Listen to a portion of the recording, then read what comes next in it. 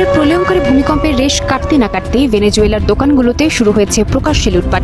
ভূমিকম্পের পর শহর বিদ্যুৎহীন ও অন্ধকারাচ্ছন্ন থাকার সুযোগ কাজে লাগিয়ে অনেকে খাবার এবং অন্যান্য মালামাল ব্যাগ ভর্তি করে নিয়ে পালিয়ে যাচ্ছে।